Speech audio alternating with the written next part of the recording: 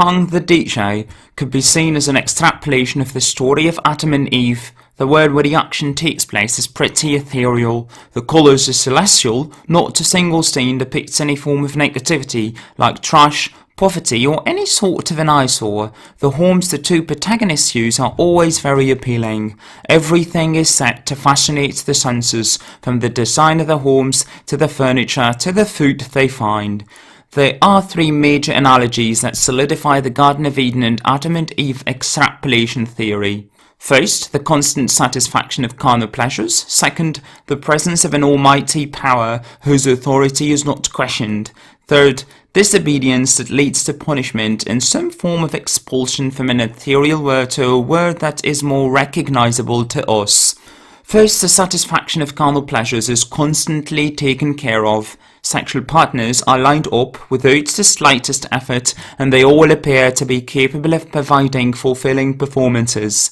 Boredom is also well taken care of, because the app prescribes different durations to every relationship with every different partner. Second, the coach, which is the name of the app, seems to possess unchallenged authority. It is the coach that defines the duration of the relationship and the home Amy and Frank must respectively go to. It is clear that the coach exerts overwhelming power that neither Frank nor Amy even jokingly dare challenge. Michel Foucault distinguishes between two types of power: repressive power and normalizing power. Repressive power is exercised through threat and physical coercion. Normalizing power, on the other hand, makes individuals believe that following the rules is the best thing to do. Foucault argues that normalizing power is much more effective and powerful than repressive power. In the example of theft in the world we live in, a lot of people would not take what is not theirs,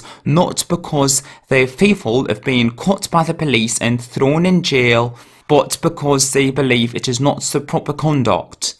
Rules gain when they are followed because it is the proper conduct rather than because of the fear of being punished. The coach seems to exercise normalizing power on Frank and Amy because they do not resent compliance with the rules, and not a single time do they voice any fear of a threat. Of course, all this is prior to the episode's third act. This mirrors Adam and Eve's obedience to the rules and acknowledgement of a higher power that organizes everything in the Garden of Eden and that needs not threaten them to ensure their compliance. Third, disobedience and retribution is a major theme in Hang the DJ.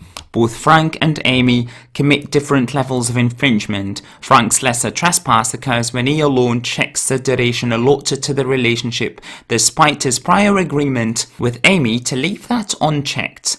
Now, checking the duration represents acquisition of knowledge. In the biblical story of Adam and Eve, the fruits that are prohibited from eating is that of knowledge.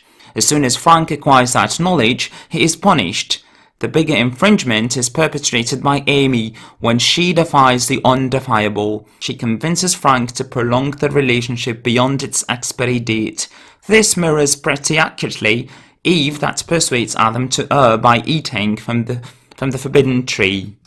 Frank and Amy's violation of the rules is promptly noticed, and they are kicked out of that utopia with fantastic homes and great colours. We see them descend to a world that is more recognisable to us. This is redolent of Adam and Eve's punishment. They were sent down to earth for what they had done. Earth, which also happens to be a massive downgrade of the Garden of Eden. This review of Hang the DJ has reached its end. If you like to thumb it up, if you dislike to thumb it down, what you think matters.